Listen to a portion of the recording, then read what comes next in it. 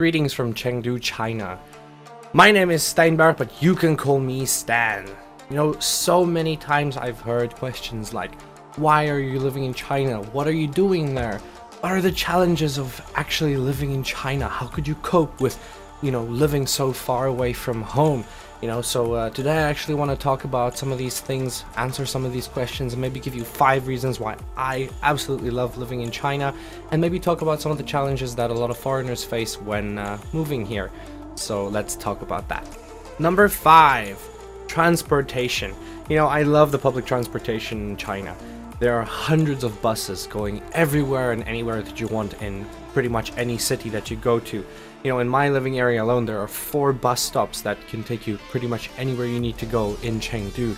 And if the bus stops aren't the thing that you actually want to use and the buses aren't your space, maybe you could use the metro lines, the subways. There are so many subway lines in Chengdu, and thanks to subway line 7 that opened about 3 months ago, all the subway lines in Chengdu are interconnected, so you can easily go from line 1 to line 4 to line 7 in a matter of a half an hour. Number 4, food. Sichuan province is the chili capital of China, the chili province of China. If you love spicy food, then there is no better place for you to be living in China than Sichuan province.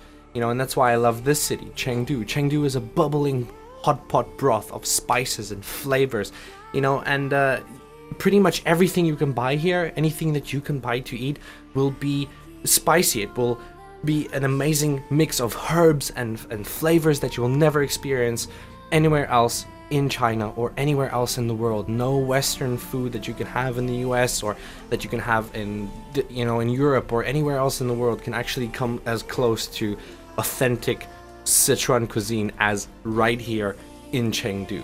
Number 3, the friendly attitude of people. No matter where you're going in China, no matter where you're going in Chengdu, people are always greeting you with a warm welcome, a warm smile.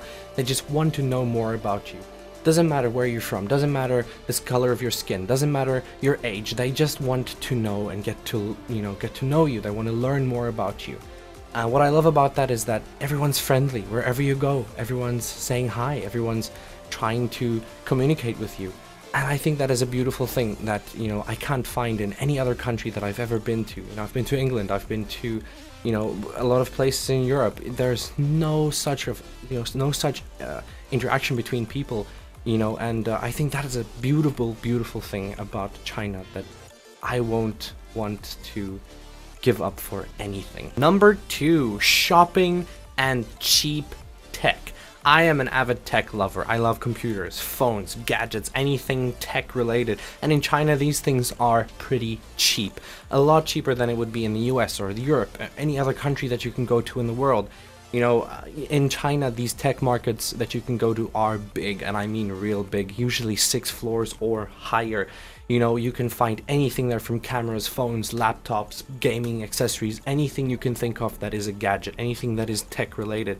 And if you can't find it there, you can always shop online. You can go on Taobao, which is an app that we use here in China to find pretty much anything that you can find, that you can buy on Taobao. The thing is that usually when you buy from vendors at these tech markets, at these big tech malls, you build a friendship with them. You can build trust, and they get to know you, and usually that comes with benefits like really good discounts, or in certain times you can receive gifts from them just from buying from them, just because you are there, because you are supporting their business. And I love that in China. You go to a tech market in the US, maybe wherever you go, and you walk in, you buy something, that's the end of it. In China, there's this friendship, there's this relationship you build with the guy behind the counter, and the more you buy from them, the cheaper your goods become in the long run. So, when you get here the first time, you might be able to pick up, a certain laptop for, let's say, 4,000 RMB, and then later you'll pick up the same laptop for, 3,500 RMB, which is not a lot, not a big discount, but that's pretty substantial when you think about it in the long run.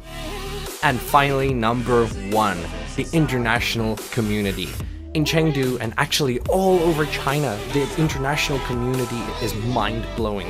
If you need any advice, any information, any help at all, you can always join a community or a group chat on WeChat, which is the mainstream social media or instant messaging app in China.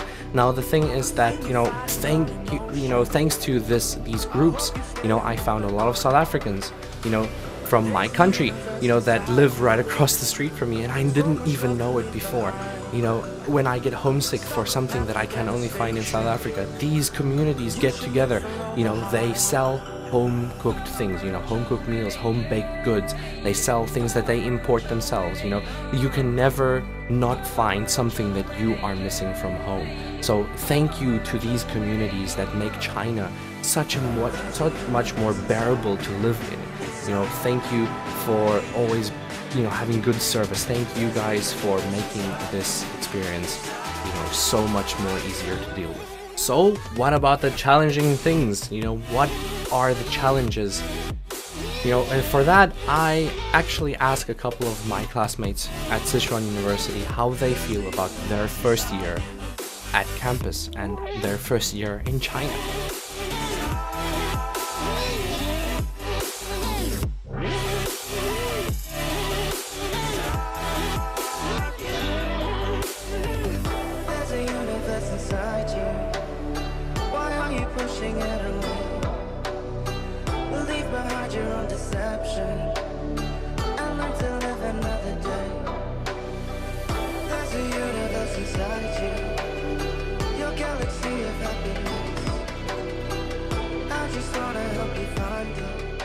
So today I asked a couple of people on campus a couple of questions.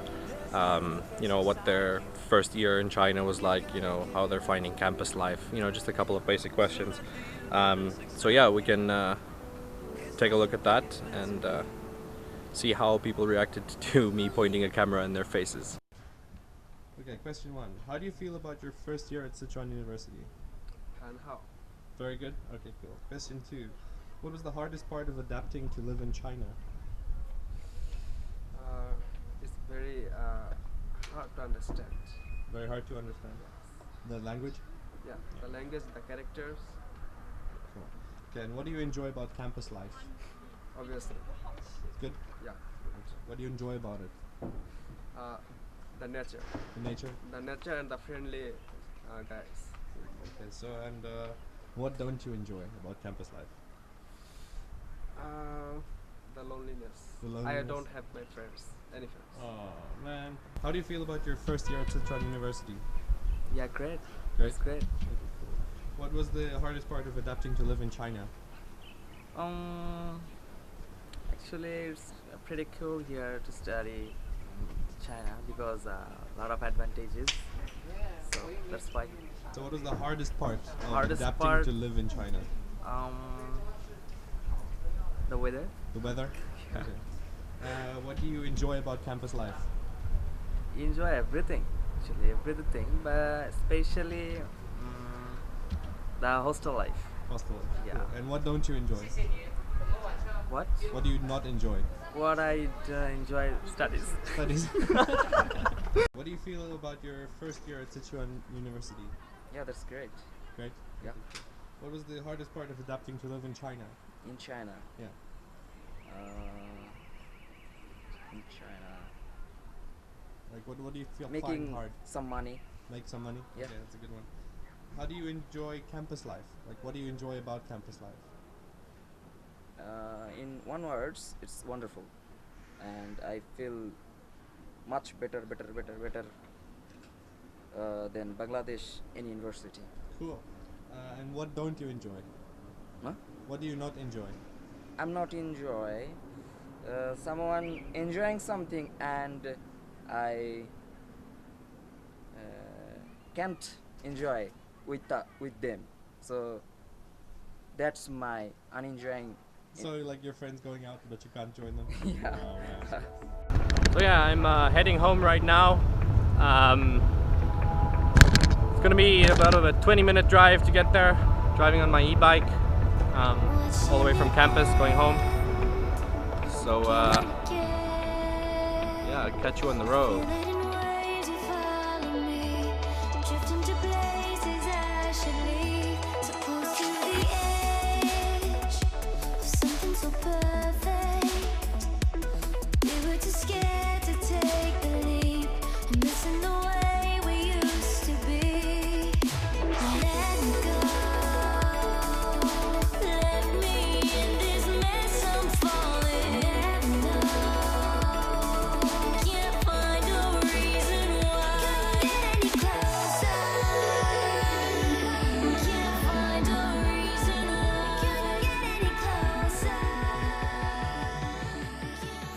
So a lot of the challenges in China, revolve around travel and transportation and so on and so forth. Even though public transportation is extremely freely open, a lot of foreigners know how to use Baidu Maps, for instance, to get around, to know where to go. A lot of people don't know how to use Didi Taxi, which is probably one of the best tools that you can use here. Definitely one of the better options in how to use traveling and how to use transportation in China is if you actually make use of Didi Taxi, and it's kind of like Uber, kind of like Lyft, a lot cheaper. But even if you can't use any of those, the options are still open for you. You could always use the subway stations. You could always use the buses, everything like that. But again, a lot of people don't know how to use Baidu Maps, because it is like a Chinese version of Google Maps, which is not always easy to read, because if you don't know Chinese, it's not something that you can just use unless you know how to write your address in Chinese, unless you know the area that you're going in, unless you know the actual physical Chinese address of the place you're going. So a lot of people struggle with that.